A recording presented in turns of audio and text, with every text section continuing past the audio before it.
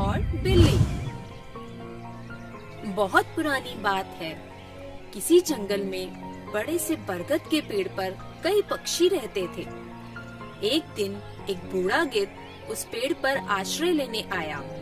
वह गिद्ध अंधा था।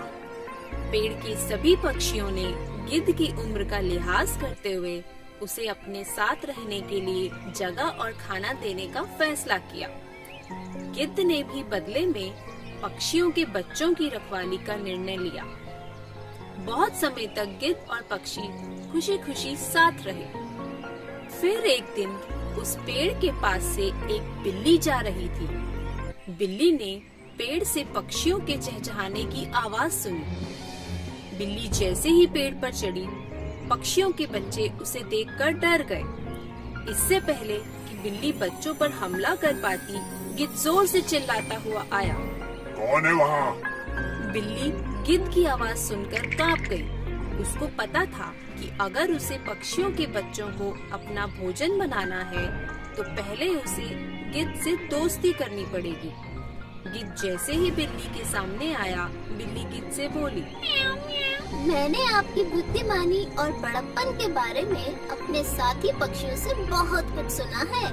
मैं आपसे मिलने आई हूँ। गिद्ध को अपनी तारीफ सुनकर बहुत अच्छा लगा। उसने बिल्ली से पूछा, कौन हो तुम?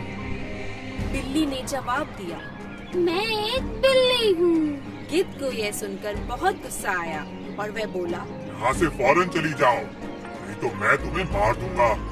बिल्ली के पास एक अच्छी तरकीब थी। बिल्ली ने गिद्ध से कहा, गिद्ध चाचा, मैं अपने परिवार के साथ नदी के दूसरी तरफ रहती हूँ। मैंने और मेरे परिवार में से किसी ने भी कभी जीवन में मांसाहारी भोजन नहीं खाया। मुझे नहीं लगता आपके जैसा समझदार जीव मुझ जैसी बिल्ली को मारकर खाना पसंद करेगा। बिल्ली की इस बात पर गिद्ध जवाब देता है, मैं तुम पर विश्वास कैसे करूं? आखिर तुम तो एक बिल्ली हो और अपने से छोटे पक्षियों को मारकर खाना तुम्हारा पेशा है।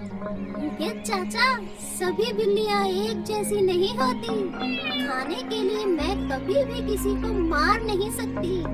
मेरा मानना है कि ईश्वर उन सभी को सजा देता है जो दूसरों को मारते हैं।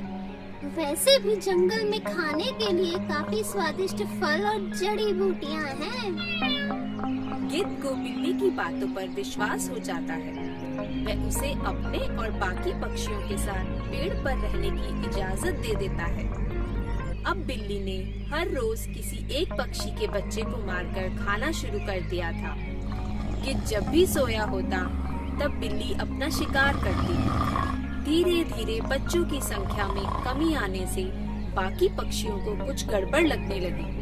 वह अपने खोए हुए बच्चों को ढूंढने के लिए जंगल में गए। जैसे ही बिल्ली को आभास हुआ कि अब झूठ से पर्दा उठने वाला है, वह वहाँ से भाग गई। जब पक्षी जंगल में अपने बच्चों को ढूंढने में विफल होकर वापस पेड़ पर आए, तो उन्हें गिद्ध सोया हुआ मिला।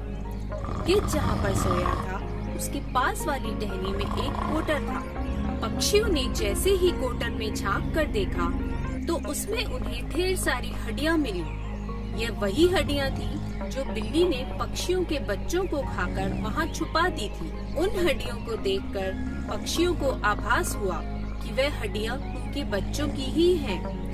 हड्डियां सोए हुए गिद्ध के पास मिलने पर उन्हें लगा कि गिद्ध ने ही सभी बच्चों को मारकर खाया होगा और हड्डियों को कोटर में छुपा दिया होगा। बूढ़े गिद्ध की इस करतूत के चलते पक्षियों के गुस्से का ठिकाना नहीं रहा। सारे पक्षियों ने मिलकर गिद्ध पर अपनी चोंच से वार किया। क्योंकि गिद्ध सोया हुआ था, वह कुछ नहीं कर पाया और पक्षियों के हाथों मारा गया। इस तरह गिद्ध के एक अनजान बिल्ली पर भरोसा करने से पहले पक्षियों के बच्चों को और अंत में खुद गिद्ध को अपनी जान से हाथ